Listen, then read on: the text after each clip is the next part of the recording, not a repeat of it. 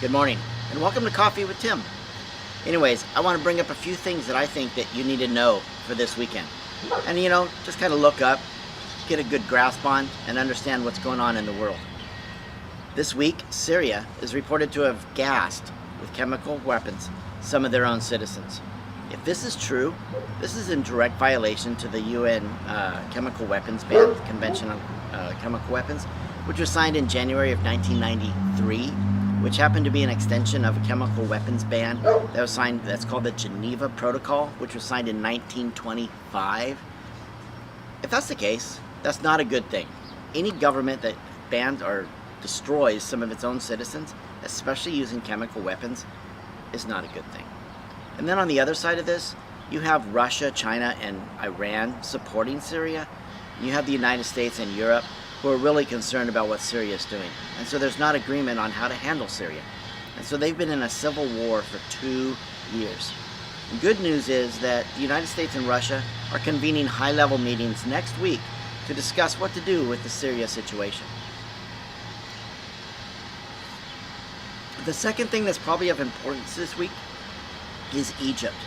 Yeah, we know that last year Egypt had a Muslim Spring. Okay, there was an elected government. The Muslim Brotherhood basically won the election by 51%. Whether it was good or bad, we don't really know because we weren't there. But the point is that they've been removed from government by the military, because prior to the Muslim Spring, the Muslim Brotherhood was a banned political party. They were not considered a legitimate party in Egypt. They were not allowed to run for office in Egypt because they would do exactly what they began to do. They began to put in a Muslim government, run Sharia law in Egypt, and the population in Egypt didn't want it. Well, this past week, 42 churches, minimally, were destroyed, burned, and Christians were killed in Egypt by the Muslim Brotherhood. Now, if they're protesting and angry at the government or the military for removing them from power, then why are they striking out against innocent Christians in their own country? Don't you think that the citizens in the country, if it was a true democracy, would band together and protest against the military?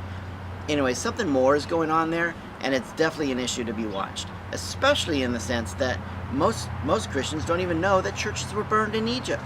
And where is the Christian church in America speaking out against what happened in Egypt last week? That's definitely an issue to be watching, definitely a thing to pay attention to, because the United States has strategic interest in Egypt at this time, and those strategic interests need to be maintained.